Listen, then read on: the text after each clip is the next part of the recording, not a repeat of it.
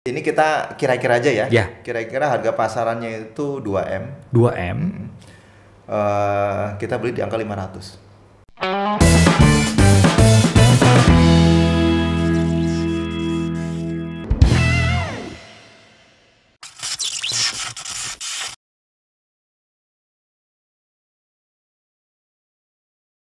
Welcome to Ferry Reviandi YouTube channel kembali.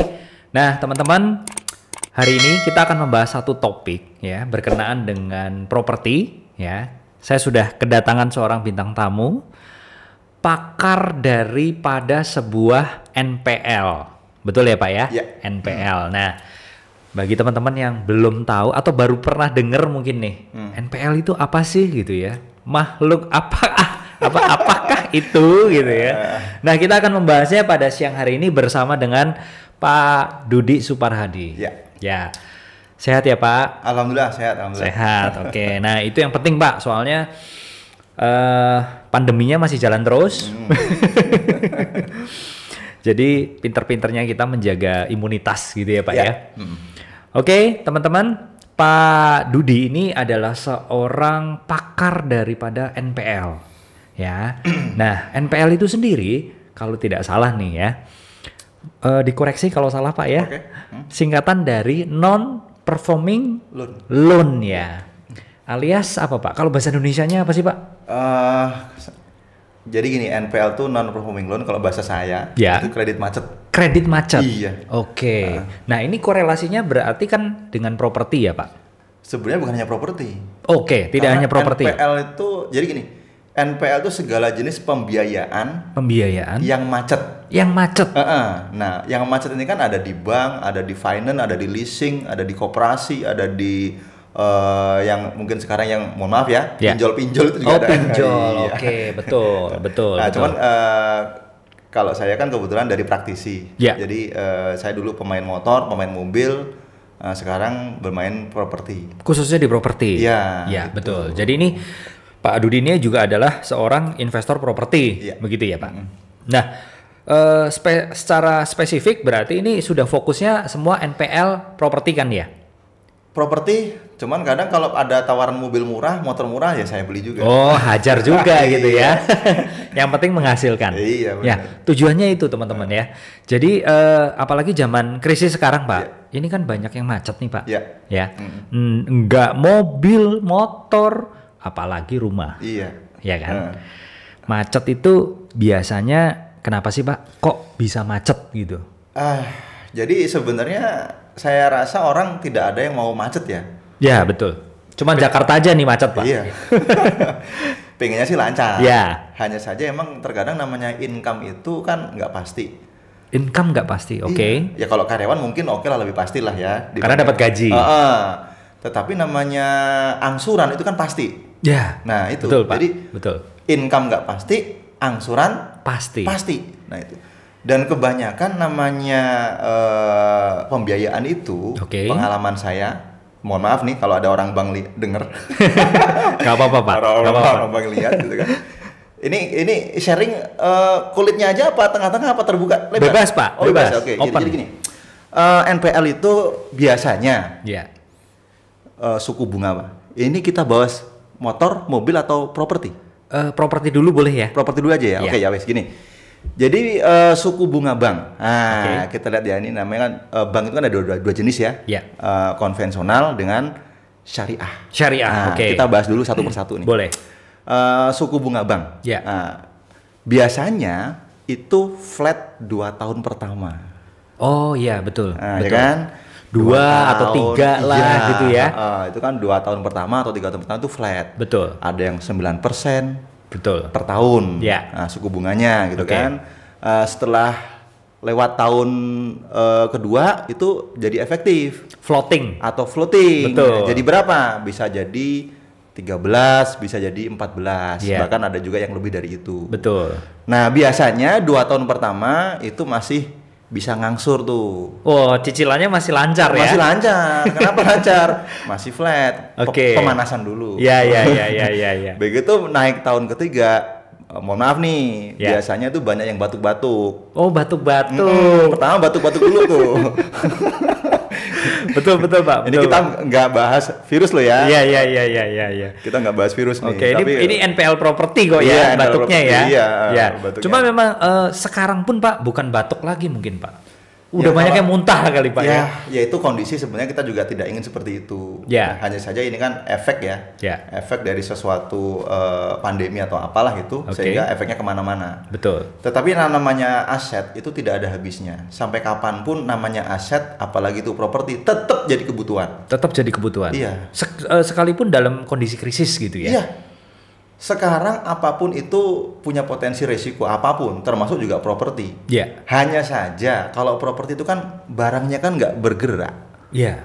Mungkin harganya mungkin sekarang stuck lah katakanlah. Iya. Tapi dia bisa naik terus tuh. Itu. Apalagi nanti mungkin setelah krisisnya sudah mulai membaik ya. Iya.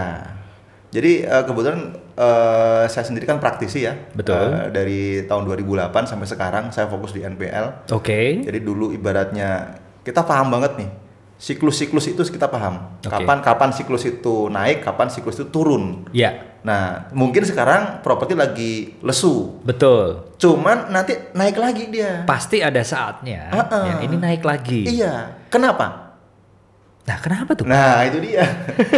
Karena orang yang belum punya rumah itu masih banyak. Khususnya di Indonesia. Di Indonesia. Terutama di Jabodetabek. Ya kita mohon maaf nih ya, mungkin di keluarga kita sendiri aja dah. Iya. Dari sekian keluarga, siapa yang belum punya rumah? Siapa yang masih ngontrak? Nah, itu. Iya kan? Atau alias tinggal di Pondok Mertua Indah mungkin, Pak. Nah, itu dia. Ya emang isu tanah properti itu nggak ada habisnya. Betul. Dan kebutuhan properti, orang yang belum punya rumah itu masih puluhan juta orang belum punya rumah. Oke. Setuju, Pak. Setuju. Saya setuju. Makanya properti tidak ada habisnya. Betul. Nah, kembali ke NPL. Ya. Kenapa kok NPL itu tinggi? Oke. Kenapa NPL kok selalu ada? Ya tadi itu. Karena biasanya 2 tahun pertama itu flat. Ya. Nah, tahun ketiga mulai batuk-batuk, tahun keempat, tahun kelima lelang. Oke. Nah, kenapa? Karena namanya suku bunga itu kan naik terus. Betul. Ada nggak suku bunga turun? Biasanya kalau udah naik nggak mau turun, biasanya kan gitu. Iya. Biasanya memang relatif naik terus gitu ya. Relatif naik terus. Oke. Terus yang kedua, jangan lupa ada yang namanya inflasi.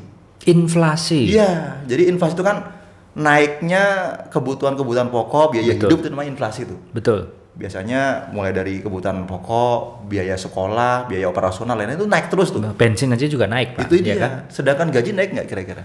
Naik cuman dikit, Pak. Nah, jadi kenaikan gaji itu nggak sebanding dengan kenaikan kebutuhan hidup. Nah itu. Mungkin itu yang justru malah orang banyak nggak sadar loh, Pak. Nah, iya kan? Iya. Dipikir gajinya naik, wah naik nih. Cuman tiba-tiba uang anak sekolahnya naik, bensin naik, itu nggak sadar tuh. Itu dia. Ya kan? Makanya, yang ada malah beli gadget baru terus, Pak. Nah, itu dia. Gaya hidup. Ya. Oke, nah itu penting ya untuk diperhatikan berarti ya, Pak. Otomatis. Kalau bisa kita punya catatan lah ya. Ya. Coba kita flashback ya. Gaji berapa atau income berapa? Kita kurangi dengan pengeluaran. Ada sisa nggak? Ya. Coba kita ambil rata-rata itu. Betul. Itu aja. Ya. Mungkin kalau setelah dicermati dan dibikin laporannya, sisanya ini tambah lama tambah turun. Ya. Nah itu inflasinya tuh. Itu dia. Ya kan? Itu kadang kita nggak sadar. Betul. Gitu. Nah. Ada nggak produk yang bisa mengalahkan inflasi? Contohnya, Pak? Contohnya ya properti. Properti ya? Iya. Yang kedua itu ya emas. Oke. Emas. Nah, cuman karena ini kita topiknya NPL, berarti kita properti. Bahas dulu. Ya, kalau emas betul. nanti. Betul. Nah, balik Pak, tadi 2 tahun batuk-batuk kemudian dilelang. Iya kan? Ya. Itu adalah yang akan terjadi satu mekanisme standar ya, Pak ya. Ketika kita membeli sebuah aset properti dan bermasalah alias kemudian tiba-tiba macet. Nah, yang saya mau tanyakan, sebelum dia dilelang nih Pak, ini ada parameternya nggak sih? Oh ini sudah harus dilelang nih. Kalau yang ini masih belum lah, masih bisa ditahan. Nah ini parameternya sebenarnya apa, berapa lama gitu? Kalau itu kembali ke kebijakan bank. Oh, kebijakan ke lembaga pembiayaannya ya? Dari bank itu. Oke. Jadi kan gini, bank itu kan beda-beda ya. Betul. Dalam penanganan namanya NPL. Betul. Jadi ada yang 6 bulan lelang. Oke. Ada yang setahun lelang. Oke. 2 tahun lelang. 2 tahun lelang. Bahkan ada juga 3 bulan lelang, ada juga begitu. Oh, ada juga ya. Wah. Karena bank kan juga sama, dia kan juga cash flow harus dijaga. Betul. Cash flow harus dijaga. Betul. Karena bank itu kan juga apa ya? Bank itu sebenarnya apa sih? Bank itu kan hanya lembaga mediasi menurut saya. Oke. Dia kan hanya menghimpun dana dari masyarakat. Dia catat, kemudian dia putar lagi dalam bentuk namanya pembiayaan. Salurkan lagi, betul. Nah, kalau bank yang paling enak itu ya KPR. Iya, karena apa? Karena ada sertifikatnya, ada rumahnya. Betul. Itu paling aman. Nah, betul. Kalau misalnya macet ya tinggal dijual gitu kan. Ya. Nah, itu sederhananya di situ. Oke. Nah, artinya kalau sampai pihak bank sendiri lantas angsuran dari para nasabahnya ini macet, ya dia kan harus doing something itu ya. Otomatis. Kalau macet, cash flow bank pasti terganggu. Betul. Nah kalau terganggu ya nggak enak.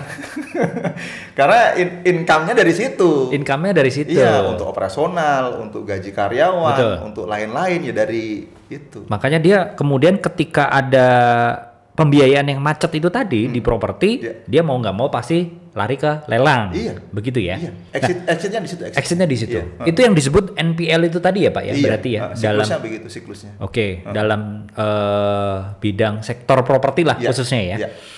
Nah, pada saat proses lelang nih Pak, properti dalam proses lelang ya, penghuninya, contohlah kita, gitu ya, kita di properti tersebut ternyata kita macet dan itu mau dilelang, kita sudah diusir belum Pak?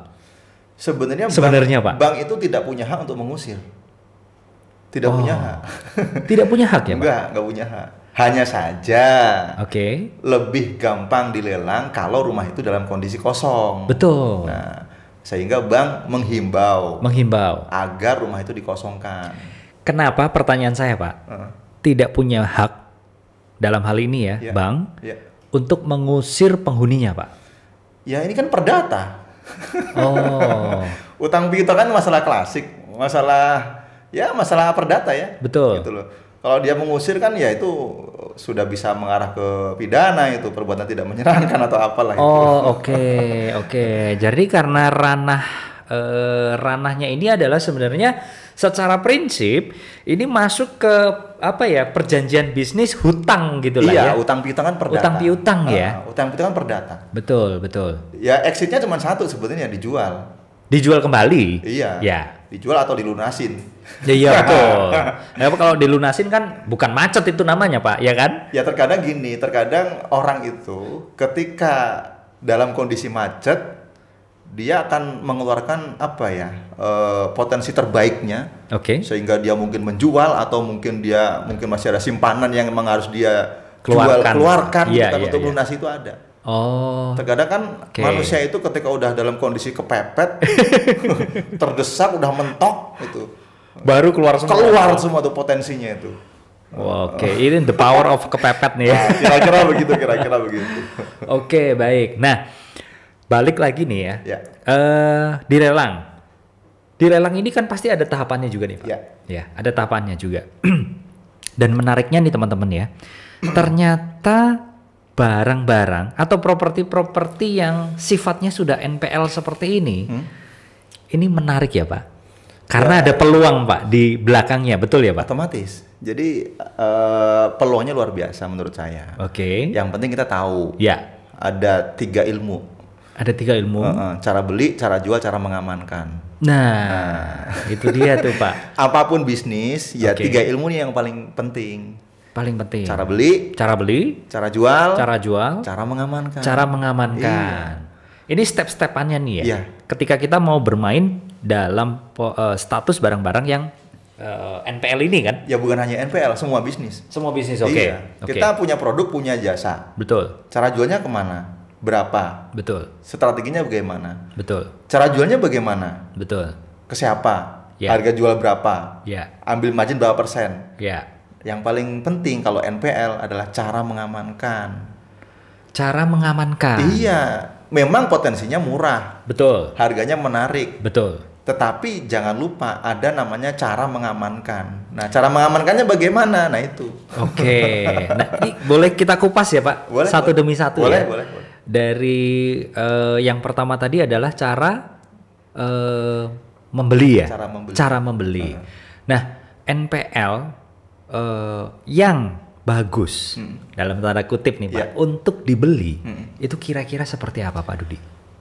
Kalau bagus itu relatif ya. Oke. Jadi motivasi kita mau beli properti untuk apa dulu? Ya. Motivasi orang beda-beda. Oke. Mungkin kalau orang yang mohon maaf nih baru pertama kali nikah misalnya kan. Ya.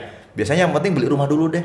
Punya rumah dulu deh. Yang penting punya rumah dulu, nggak kontrak, nggak numpang sama mertua. Ya. Mohon maaf nih, mungkin ada tersinggung nih. Yang penting itu dulu, itu dulu. Nah, motivasinya orang beda-beda. Betul. Hanya saja kalau saya kebetulan kita kan udah ada beberapa perjalanan ya. Betul. Properti yang bagus itu yang punya karakter 3C. 3C.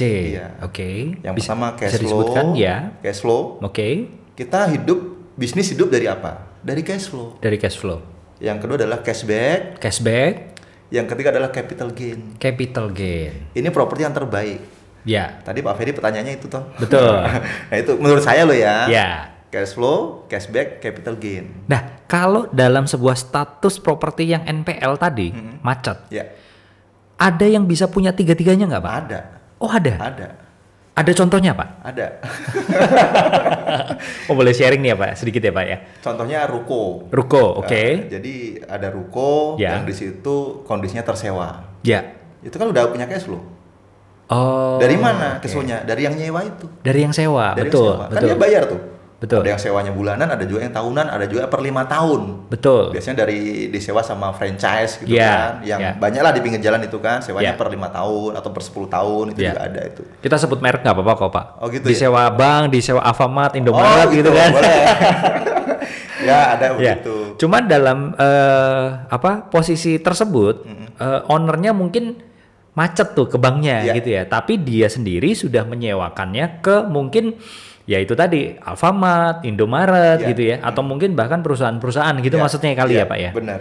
Oke, jadi dari sisi itu properti ini memang macet, tapi secara bulanannya karena dia sudah disewakan ke orang lain lagi ya, ini ada cash flow-nya. Betul. Iya, itu yang paling bagus yang begitu. Tapi jarang. Ada tapi jarang. Iya, biasanya kalau ada juga ya kebetulan mungkin saya yang beli. Udah diincer sama Pak Dudi ya? Ya teman-teman lah itu. Oke. Nah, by the way Pak Dudi ini juga punya komunitas ya Pak ya? Komunitas pencari NPL dong Pak ya? Jadi kebetulan ada beberapa teman-teman ya, kita ada beberapa komunitas bukan hanya satu ya. Ada sekitar 4 atau 5 grup komunitas. Iya, ada 4 atau 5 itu. Jadi ada yang ini speknya beda-beda. Ada yang main rumah subsidi ada. Jadi emang dia carinya tuh NPL yang rumah-rumah subsidi. Subsidi sekarang kan pasarnya kan sekitar 150-an. Ada yang 125, 135 rate-nya itulah ya. Beli NPL yang subsidi. Belinya berapa? Ya kadang belinya dapat di angka 50 juta. Lu kok murah? Ya kan NPL. Kondisi apa adanya. Iya. Betul. Itu yang ada yang komunitas memang carinya subsidi. Betul. Ada juga yang sukanya cari yang ruko. Pokoknya saya mau cari yang ruko. Kenapa? Nanti bisa tak buat usaha. Bisa untuk Alfa atau Indo atau kuliner atau mungkin bengkel, ada juga yang begitu. Iya. Macam-macam lah itu kan. Ada juga yang di situ carinya yang tanah. Ada tanah. Kemudian itu kosong, mau dibangun perumahan, ada yang begitu. Ada juga yang cari yang di situ sifatnya kos-kosan, ada juga. Ada juga. Ada. Mau menarik ya ini ya. Tinggal ini preferensinya dari teman-teman apa gitu ya Pak ya? Motivasinya beda-beda. Jadi kembali ke kita. Motivasi kita beli properti untuk apa? Betul. Untuk rumah tinggal, untuk bisnis, untuk cash flow, atau untuk passive income. Betul. Nah, kembali ke kita. Juga disesuaikan. Dompet kita isinya berapa? Itu loh. Dana kita lah ya Pak. Dana kita ya. Oke, jadi untuk teman-teman tadi itu ya, yang pertama sudah memenuhi syarat. Contohnya adalah sebuah properti NPL sebisa mungkin harus ada cash flow-nya. Betul ya. Yang kedua apa tadi Pak? Cashback-nya. Nah, itu ceritanya gimana maksudnya Pak? Ini kalau dibuka ntar jadi ini nih. Sharing sedikit boleh lah Pak ya. Cashback itu ada 2 arti. Aduh, ntar agak enak nih kalau dibuka. Ya sudah, kulitnya aja Pak, kulitnya Jadi aja. Jadi cashback itu apa ya? Selisih harga beli dengan harga jual. Nah, oke. Nah, intinya itu aja lah. Intinya itu aja. Atau mungkin kalau misalnya yang kita dengan cara KPR atau mungkin pembiayaan dari bank, itu pencairan dari bank lebih tinggi daripada nilai transaksi. Oh iya. Itu namanya cashback tuh. Misalnya belinya 500, NPL-nya belinya berapa? 300. Kemudian rumahnya direnovasi, dibagusin, di branding, di make up ibaratnya.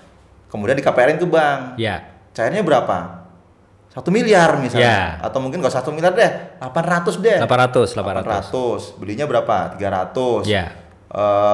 Kemudian ke penjualnya 500. Kan masih ada cashbacknya 300. Betul. Itu namanya cashback. Itu cashback. Ada selisih profitnya lah dari situ ya. Tinggal kesepakatan kita dengan si penjual. Gitu. Karena orang jual properti kan juga nggak gampang ya. Betul. Apalagi zaman sekarang ya Pak ya. Iya. Bang sekarang lagi pada ngerem nih, lagi banyak yang galau. Betul. Nah itu yang kedua ya, namanya adalah cashback. Yang ketiga adalah capital gain.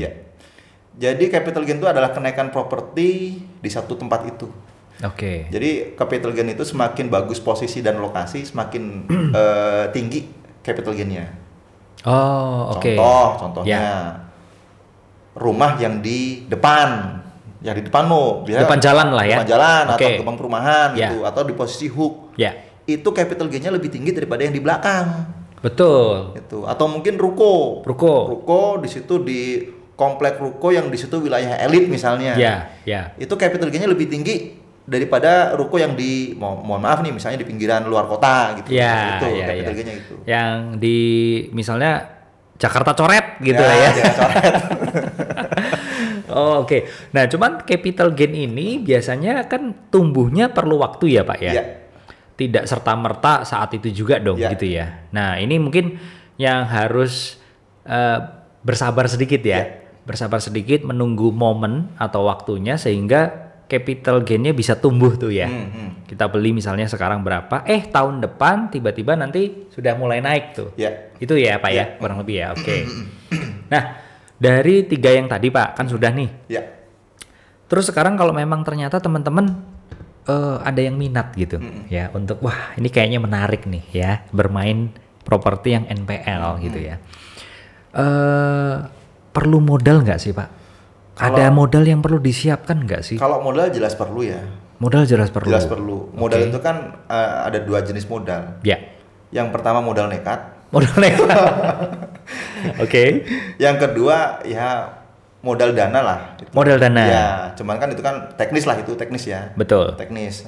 Karena saya sendiri pun dulu memulai juga tanpa modal dulu. Nah. Modal kepercayaan. Nah, itu yang paling mahal.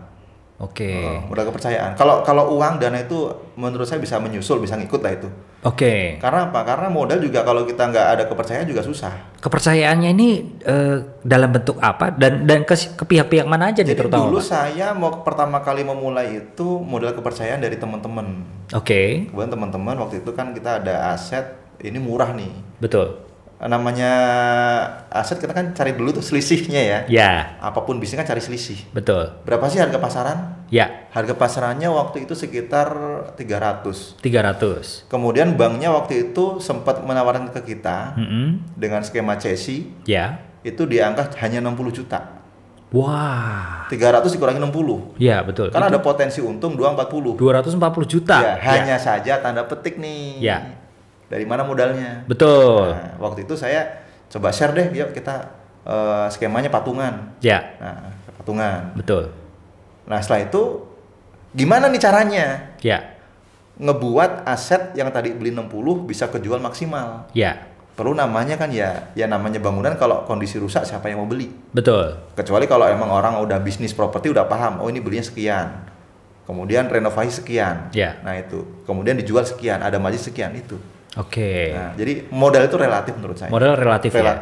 Kita bisa mulai dari yang paling murah. Kalau untuk belajar cari dulu yang paling murah dulu. Yang murah dulu. Ya mungkin ya harga-harga rumah-rumah subsidi atau rumah-rumah menengah ke bawah. Itu puluhan juta masih ada tuh Pak ya? Zaman hari gini loh Pak. Masih ada. Masih ada ya? Masih ada. Hanya saja di pinggiran. Oh ya, ini coret-coret itu tadi lah ya. Iya, itu ada, masih ada. Oke. Masih ada. Jadi kebetulan banyaklah teman-teman yang itu ada. Oke.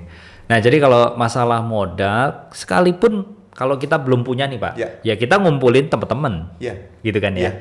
Kita cari barang-barang NPL yang memang potensi, begitu ya, dan juga budgetnya masih murah. Kita kumpulin patungan dari uang teman-teman. Betul. Kita kondisikan, kita renovasi itu tadi. Betul, ya. Untuk kita kemudian bisa optimalkan dijual lagi dan sebagainya ya. Iya. Nah, ya oke, kira-kira berarti seperti itu ya.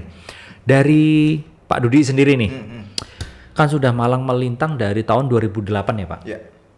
Di dunia NPL nih Pak, sampai sekarang berarti udah berapa tahun tuh? 12 ya? Baru 12 tahun. Baru 12 tahun ya. Karena masih ada senior saya juga masih ada. Oke, baik. Nah, kurang lebih sudah menguasai atau mengalami berapa kasus NPL Pak? Udah gak kehitung ya? Udah gak kehitung ya Pak ya? Ini jari udah lebih ya pasti Pak, 2 jari ya sama 2 kaki nih Pak? Lebih. Sudah lebih. Sudah lebih ya? Sudah lebih.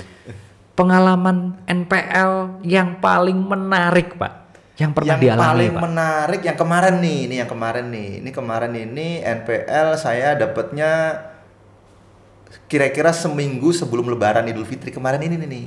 Oh oke. Berarti ini dong masa pandemi dong? Masa pandemi ini. Oke. Masa pandemi ini kemudian kemarin saya dapat data dari salah satu bank. Ya. Rumah ini sudah kosong 12 tahun. 12 tahun? Ya. Jadi rumah ini udah kosong 12 tahun. Oke. Nah kemudian saya telusuri. Ya. Saya cari tuh akar masalahnya apa sebenarnya. Oke. Dari akar masalah ini baru saya kembangkan. Ya. Saya kembangkan, saya pelajari semuanya. Saya temuin pihak banknya. Oke. Kemudian saya cari pihak-pihak yang berkepentingan di sini. Ya. Alhamdulillah ketemu semua. Iya, oke. Padahal udah menghilang 12 tahun. Itu pakai dukun kali. Ada caranya, ada triknya. Oh, ada triknya. Ada caranya, ada triknya. Ada ilmunya, semua ada ilmunya. Semua ada ilmunya. Oke. Semua ada ilmunya, semua ada caranya. Oke. Yang penting kita mau belajar, kita mau open, kita mau belajar, ya kan? Semua ada strateginya lah ya. Ada strateginya ada. Okay. Dan alhamdulillah ketemu. Oke. Kemudian kita selesaikan, alhamdulillah udah selesai. Sekarang udah selesai. Udah. Rumah sudah bagus, sudah cantik. Sudah cantik ya. Cantik. Dan siap dioptimalkan ini tadi ya Pak ya. Sudah siap. Dan potensi keuntungannya Pak, kurang lebih deh. Harapannya deh. Harapannya, aduh ini sebenarnya agak malu juga nih. Nggak apa-apa Pak. Jadi berapa persen deh gitu Pak? Waktu itu ini kita kira-kira aja ya. Ya. Kira-kira harga pasarannya itu 2M. 2M. Kita beli di angka 500. Wow, itu luar biasa loh ya keuntungannya ya. Ya, itu kotor ya. Kotor. Betul. Kemarin sudah sempat ada yang nawar 1,1 belum saya lepas. Oh, oke. Karena eman gitu loh. Ya, karena jadi gini, jual properti sama beli properti itu kan ya tarik ulur ya. Betul. Tarik ulur. Kadang kalau barang bagus saya tahan dulu. Betul. Karena ini barang bagus, istimewa gitu. Oh, oke. Ini bentuknya rumah ya Pak ya? Rumah hanya saja masih ada tanah sisa. Kemudian dia juga ada pendoponya. Oke. Jadi kalau parkir mobil tuh muat 8 mobil. Oh, oke. Wah, ini hot deal banget tuh Pak dia ya. Di ring 1. Di ring 1 kawasannya ya. Ring 1. Berarti strategis dong. Strategis. Dekat pasar, dekat kantor wali kota. Wah, luar biasa. Berarti ini nunggu momen aja Pak. Nunggu momen. Ya kan? Sambil nunggu jodohnya lah datang nih ya. Terus kalau sudah datang, deal, udah deh 1,5. Jodoh sudah ada yang ngelamar sebenarnya, cuman belum dilepas. Oh, belum dilepas. Kalau sudah nanti ada yang cocok, berarti 1,5 M udah di kantong nih Pak ya. Salah. Oke. Nah, itu kan tadi kalau yang paling menarik Pak. Kalau yang paling ekstrim Pak. Yang paling ekstrim pernah Pak Dudi alami nih? Pernah. Mungkin. Pernah. Jadi waktu itu si debiturnya, mohon maaf ya, itu kena masalah hukum sehingga masuk penjara. Oke. Itu kebetulan dari salah satu pihak bank waktu itu, Pak Dudi tolong dong dibantu Pak, solusinya gimana gitu. Ya. Ya mau nggak mau kita harus datang ke dalam. Oh, oke. Datang dalam, negosiasi kan dengan si debiturnya. Di penjara tuh ya? Ya di penjara itu. Ya itu yang paling ekstrim itu. Ini paling ekstrim, oke. Ekstrim karena kan kondisinya gimana kan? Betul. Karena di satu sisi seperti itu. Oh, oke. Tapi itu pun didatangi ya Pak ya? Ya kita datengin. Bahkan itu ternyata masalahnya bukan di satu bank, ada di 5 bank. Nyangkut. Jadi si debitur 5 bank? di si debiturnya ini ada beberapa aset. Sekitar 8 aset. Kemudian disekolahkan. Disekolahkan. Ternyata si debiturnya kena masalah hukum sehingga dia harus di dalam gitu kan. Iya. Itu yang paling ekstrim. Iya. Waktu itu sampai seperti itu. Oke. Cuman akhirnya ini si debiturnya ini ya apa tuh? Koordinatif lah ya. Ya, mau diajak biasanya gitu kalau ya? Mohon maaf nih ya, kalau sudah di dalam biasanya seperti itu. Karena ya mungkin sudah tidak ada pilihan lain. Udah pasrah kali Pak? Ya biasanya begitu.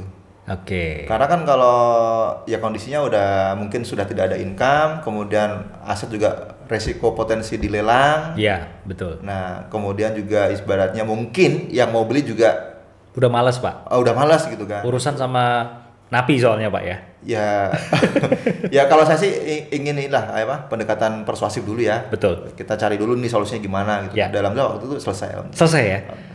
Dan ini udah ibaratnya udah ngambil hasil panennya juga Pak? Alhamdulillah sudah. Oke.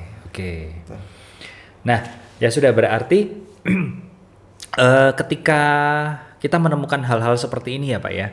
Ini adalah satu peluang yang bagus sebenarnya ya Pak. Peluang yang bagus tapi harus diimbangi dengan ilmu. Oh iya, betul. Jadi memang ini barang bagus karena lelang itu kan menarik ya.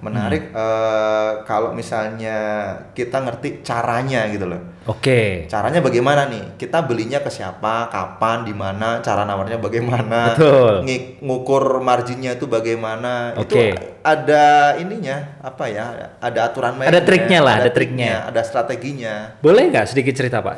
Trik-trik dasarnya aja lah gitu. Trik dasar ya? Ya. Trik dasar yang pertama, kita kalau kembali ke motivasi kita dulu aja lah. Ya. Kita mau beli properti daerah mana, kemudian rumah atau apa? Bentuknya apa gitu ya? Gitu kan. Jadi kita juga ngukur juga dengan kemampuan kita. Ya, kan? Yang pertama itu. Oke. Terus yang kedua, kalau trik itu banyak sebenarnya. Ya. Cuman kita yang penting cari yang termudah dulu. Cari yang termudah? Ya, cari yang termudah. Termudah itu maksudnya gimana? Kalau bisa rumah sudah dalam kondisi kosong. Itu membantu sekali soalnya ya.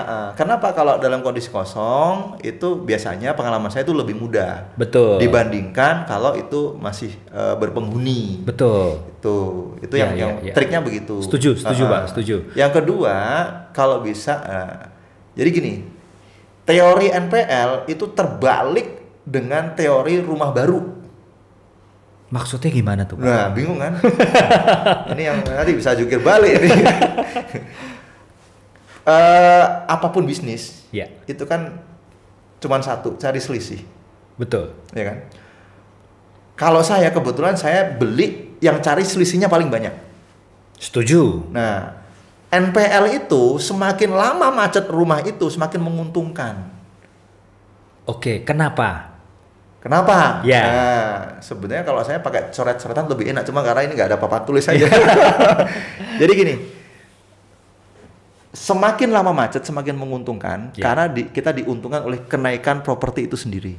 Oh, dari tahun ke tahunnya itu jalan ya? Ini kadang orang mungkin belum paham ya. Betul.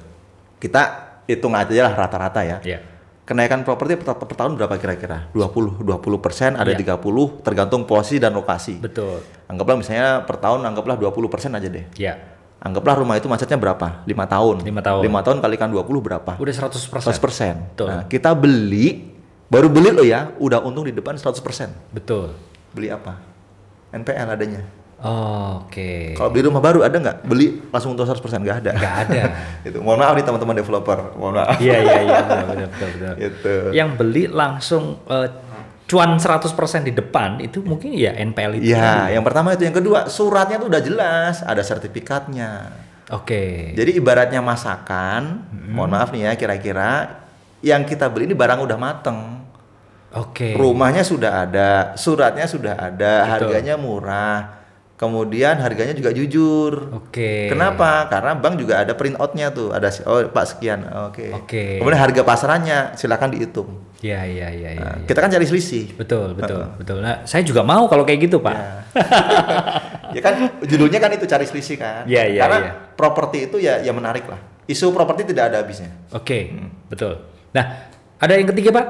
Atau 2 itu aja? Banyak. Oh banyak. Kalau triknya banyak, ada sampai 10 juga ada. Oke.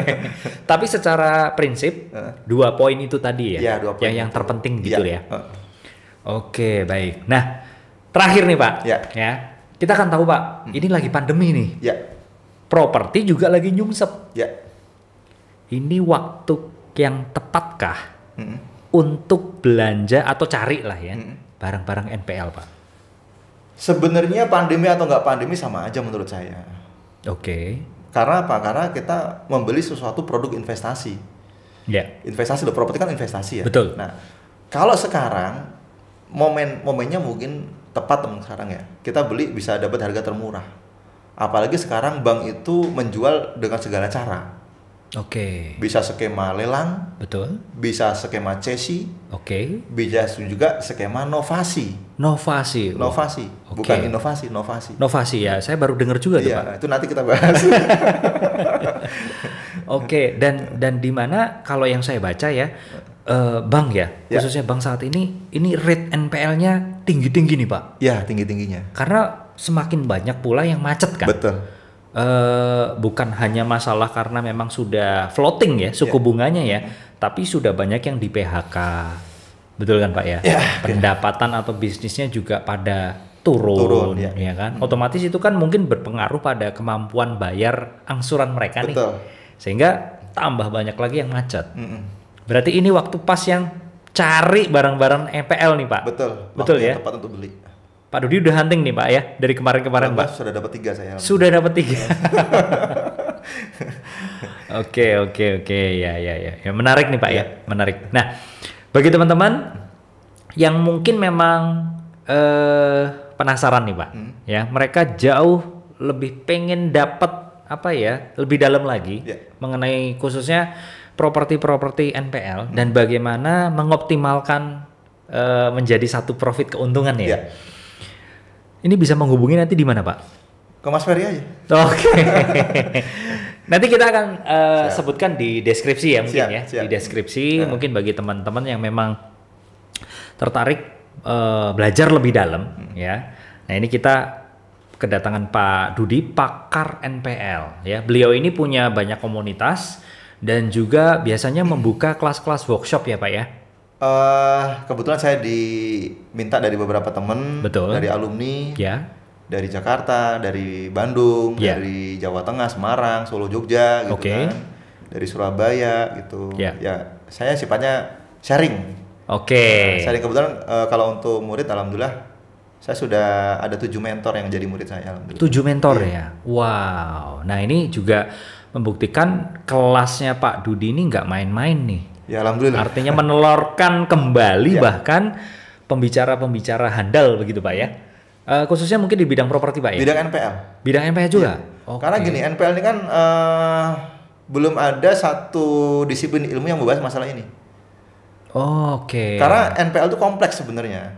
Ada ilmu perbankan, ada ilmu lelang, ada ilmu sertifikat BPN dan sebagainya. Legalitas gitu dan sebagainya. Ada juga ilmu marketingnya. Dan ini menarik. Ini menarik kenapa? Karena ada satu pendewasaan ya, ada satu disiplin ilmu yang ini dunia baru menurut saya. Karena kalau mungkin kan dulu orang hanya beli dengan cara lelang gitu. Sekarang ada cara-cara lain. Gitu. Ya tadi itu ya, cesi juga, novasi juga gitu ya. Nah itu ada intinya namanya ilmu kan berkembang terus ya. Betul. Berkembang terus, kemudian ya kita ngikutin lah perkembangan itu. Yang penting prinsipnya apa? Kita pahami cara beli, cara jual, cara mengamankan.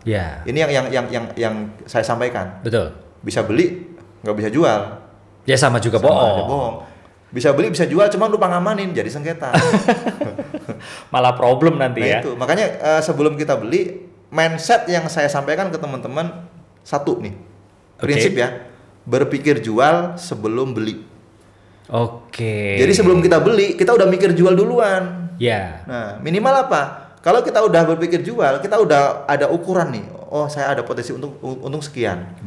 Saya ada potensi margin sekian. Kita udah happy, lebih semangat. Kenapa? Karena udah tahu nih ukurannya. Betul. Jadi berpikir jual sebelum beli. Jangan asal beli nggak bisa jual. Buat apa? Buat gitu apa? Ya? Itu namanya kaya aset miskin uang. Jadi kalau bisa seperlunya aja. Sakmadio kalau kata orang Jawa. Sakmadio. Jadi ada uang juga ada properti. Iya. Gitu loh. Betul. Properti banyak tapi jadi liability juga saya tidak menyarankan. Betul. Asal beli nggak bisa jual, saya bisa nggak ada cash flow-nya juga. Buat apa gitu ya? Makanya yang terbaik tadi itu cash flow, cashback, capital gain. Wow. Fokus tetap di cash flow. Bisnis apapun ya nggak bagus kalau nggak ada cash flow-nya. Betul. Jadi kalau bisa saya simpulkan ya Pak, artinya kalau kita tertarik sama dunia NPL dan mau mencoba gitu ya, syukur-syukur ini di zaman pandemi sekarang ini kan banyak banget nih properti NPL nih. Kita cari satu aja yang hot. Kemudian kita bisa mengamankan 3 step tadi ya, membeli, menjual, mengamankan. Wah ini udah satu prospek yang luar biasa dong Pak. Dan kita juga bisa membantu perbankan. Kenapa? Karena namanya perbankan itu dia juga perlu cash flow. Perbankan harus sehat. Betul. Kalau perbankan banyak yang macet, banyak yang sakit juga efeknya kemana-mana itu. Perekonomian kita juga nggak bagus nanti ya. Otomatis, karena bank itu kan sistemik ya. Betul. Satu masalah ngerempet kemana-mana itu. Oh nanti jadi kasus lagi Pak, ya kan? Ya tergantung orangnya lah.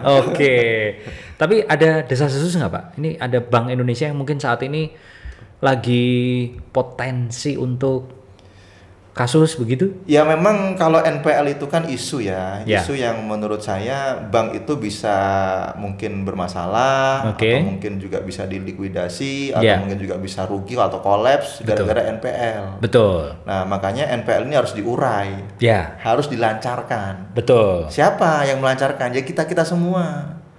Kalau NPL itu lancar, kemudian ekonomi lancar, negara juga kaya itu.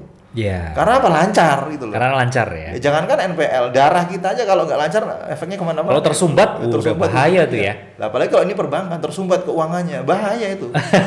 Kemana-mana efeknya itu. Betul.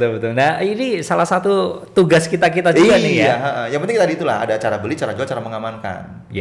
Karena sama lah itu kan siklus. Siklus. Jadi kondisi sekarang juga kondisi pandemi. Ya kita juga lihat juga, jangan asal-asal beli. Gitu loh. Artinya kita tetap fokusnya di cash flow. Cash flow. Fokusnya seperti itu. Ya sudah. Baik. Mudah-mudahan sih ini menjadi satu insight nih Pak. Siap.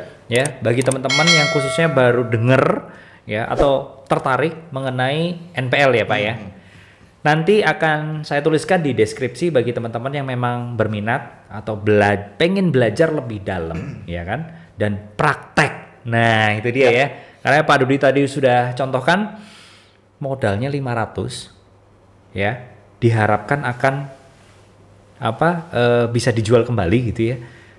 2M ya Pak ya. Harapannya 2M. 1,7 tak kasih lah. Baik. Kalau begitu teman-teman, terima kasih Pak Dudi untuk kehadirannya siang hari ini. Terima kasih Mas Ferry. Kita akan ketemu lagi di next video berikutnya. Jangan lupa komen, like, dan juga subscribe. See you on the next video. Terima kasih. Bye-bye.